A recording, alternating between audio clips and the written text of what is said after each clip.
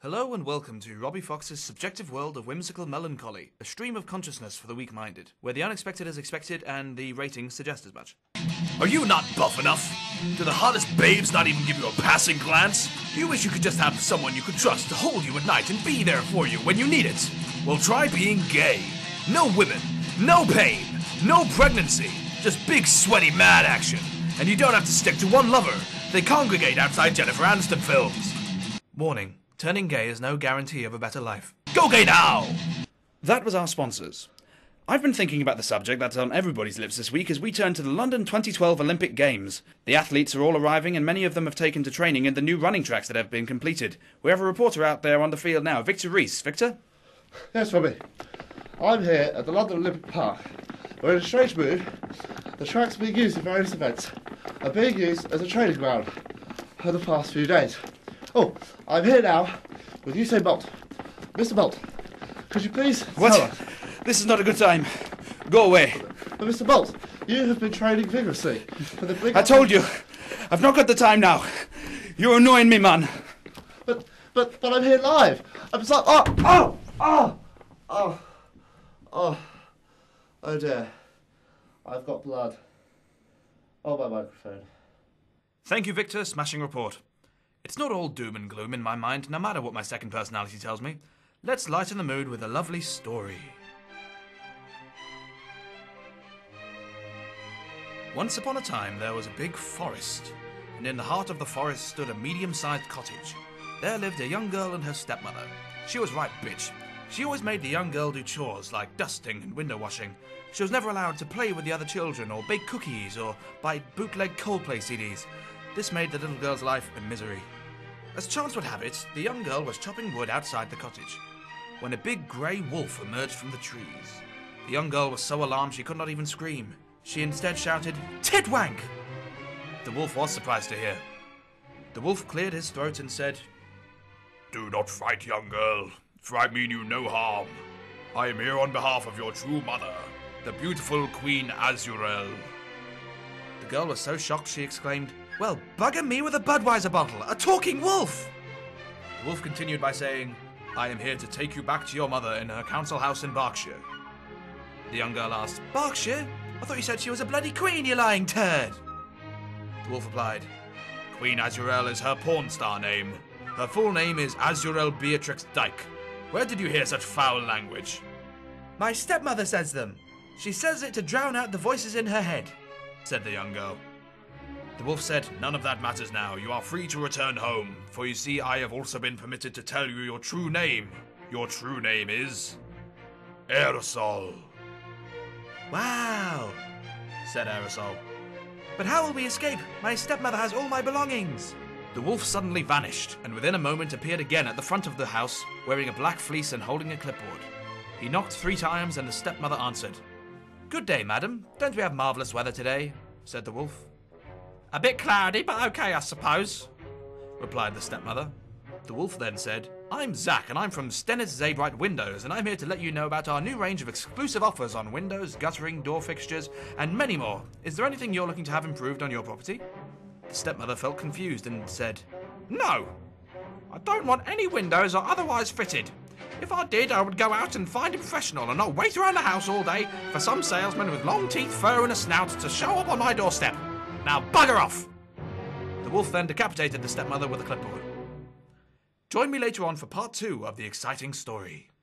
Wasn't that lovely? I've also heard in other news that the Coventry Woman who put a cat in a bin in August 2010 has caused more controversy by slapping a hamster. That's all there is to it, really. Old bitch. Have you been involved in an accident at work that wasn't your fault? Well, it was my fault. Oh God, I love screwing with people. Yes, that's the spirit. I've been wondering lately what it would be like if I were to introduce cloning to the mainstream public. People would have the option of producing another version of themselves with identical physical presence, but potentially differentiating personalities. Personally, I'd use a clone for spare parts, but I believe that it could become a lucrative business. Hello, is this clones for you? Why, yes, sir. Good, because I'm interested in purchasing a clone. Right, we'll need samples of your hair, semen and blood. Already prepared, actually. Oh, thank you, sir. Oh, they can't be mixed, sir. Oh, brilliant. So I need another haircut, another wank, and another dose of self-harm and use of different test tubes. I believe so, sir. We do have some handy material in the back, some scissors, pornographic magazines and a ferret. All right, then. Would you like to fill the paperwork in before you go, sir? Well, I was actually ready for the wank, but that's probably a good idea. All right. What's your name? Simon Phillips. What purpose do you want your clone for? Do my chores, replace me at work while I go out with friends, and have sex with my wife. So do you want your clone to be fertile, sir? No, just to have sex with her. After the fourth child, she really let herself go. Good God! Would you like clone insurance? What's that for? Well, you can get compensation for any unfortunate events that occur if your clone suddenly decides to turn evil. Is that likely? Yeah. All right, I'll take it. Okay, so would you like to step into the cloning booth? Would I get a discount if I had a clone with no legs? That's 35% off. Could you take away his frontal lobe too? Oh, all right. Welcome back. I believe we now have a report from Victor Reece out at the famous Blackpool Pier, which has recently collapsed due to strong winds. Victor? Robbie, I'm here at Blackpool Pier, where due to...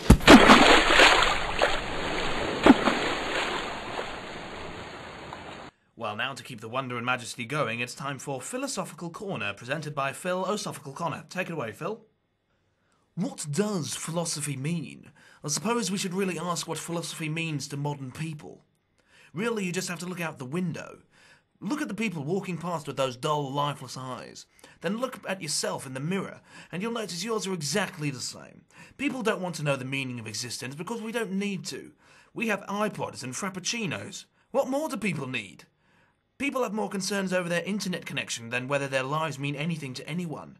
Once people get over their low self-esteem and go out and make a difference to society without flashing children at the playground or injecting themselves with heroin and Persil, society can reform. Spend money in the right places, put more focus on education and healthcare, and get itself back to the great nation our title suggests it is. Philosophy in the meantime is simply a distraction. If we intend to move into the future, we should stabilise the present. And while we're at it, enjoy it a little longer.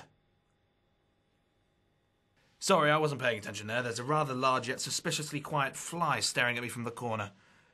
Now, as this is nearing the end of my subjective world of whimsical melancholy, I present part 2 of the story time. At the end of part 1, we left Aerosol with a freshly decapitated stepmother about to make her journey home. The little girl Aerosol then packed all her few belongings into a suitcase and jumped onto the wolf's back. The wolf ran through the woods and onto the M25 to Berkshire, and on the way set fire to a speed camera. Their journey took them over the archaic bridge on the River Stort and past the enchanted car boot sale.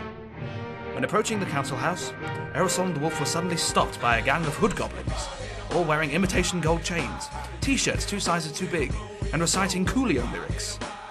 Aerosol and the wolf did their best not to laugh at them. The leader of the hood goblins came forward and said, "Yeah, bruv, you got to pay a toll, you know what I mean? To get into the Hamlin House car park." Aerosol panicked and reached into her suitcase, grabbing the first thing she touched, which was the Daily Telegraph's omnibus selection of Sudoku puzzles. Aerosol knew not what to do. The leader of the hood goblins reached for her. She retaliated by twatting the bastard in the head with the book. The hood goblins dispersed as quickly as they first appeared. Aerosol then turned to the wolf and asked, "I forgot to ask, what is your name?" "It's Clive," said the wolf. Aerosol and Clive soon approached door number 8. The door was answered by an elegant femme fatale with luxuriant, long flowing black hair, deep green eyes, and full, sensuous red lips. "Mummy?" Aerosol said. The woman at the door said, "I'm infertile, and I'll thank you for reminding me, you little cow." And she slammed the door on them. Clive then apologised as he meant to take her to door number 18. Aerosol and Clive very soon approached door number 18. This time the door was answered by a woman with curly blonde hair, radiant blue eyes, and hot pants. "Aerosol?" she said. "Mummy!" shouted Aerosol. They jumped into each other's arms as Clive tried his best to ignore the hot pants. From that day on, Aerosol lived the life of a princess, except for the bit about marrying a relative, of course. She made many friends to play with and baked cookies with her mother, and saw her divorced father on weekends. Clive went on to become a sales executive at Curry's, and they all lived happily ever after. Beautiful story. That brings a close to my subjective world of whimsical melancholy. I hope you got some enjoyment out of it and perhaps even some comfort. For when we're in our homes all alone, we can rest assured that somewhere out there, Robbie Fox is completely wasting his time. Goodbye. This programme featured the voices of Robbie Fox, Phil Kyriacou, Joe Edlin, and guitar music by Josh Wooman. Written, produced, and all the other shit by Robbie Fox.